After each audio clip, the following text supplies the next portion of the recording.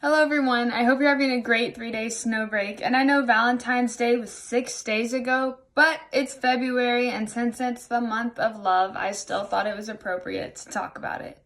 I was given the opportunity to speak on Valentine's Day, and I thought it would be a good idea and a great opportunity to speak to y'all as well since we missed church on Wednesday.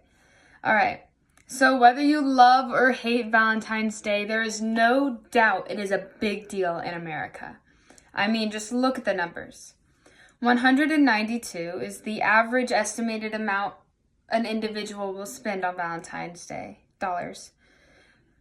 250 million, the estimated number of roses grown for Valentine's Day. 26 billion, the projected total amount Americans will spend on Valentine's Day. 57%, the percentage of people who will purchase candy for Valentine's Day. 2.3 billion, the amount people will spend on flowers. And 5.5 billion, the amount people will spend on jewelry.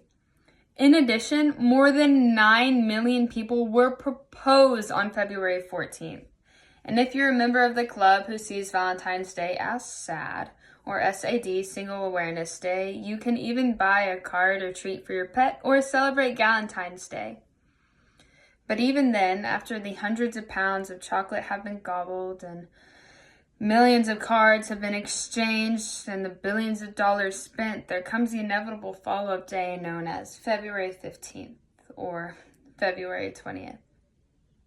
That is the day we go back to our daily lives, and all that focus on love typically gets thrown out with wrappers and cards and is conditional. But that's not how God approaches love. Instead, he sends us a very different message. For the mountains may move and the hills disappear, but even then my faithful love for you will remain. My covenant of blessing will never be broken, says the Lord who has mercy on you. Isaiah 54:10. So to break down this verse, it's explaining how even though times change and people change and situations change, and through all these big changes such as mountains moving, God's love remains the same and is constant. Isn't that amazing?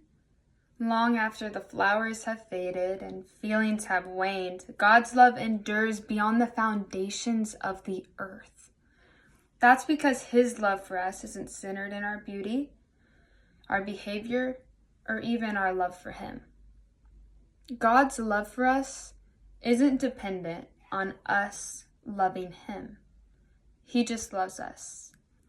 The theologian C.S. Lewis once said, "He died not for men, but for each man. If each man had been the only man made, he would have done no less." Meaning, if you were the only person who needed saving, he would have still worn the crown of thorns upon his head because he loves you.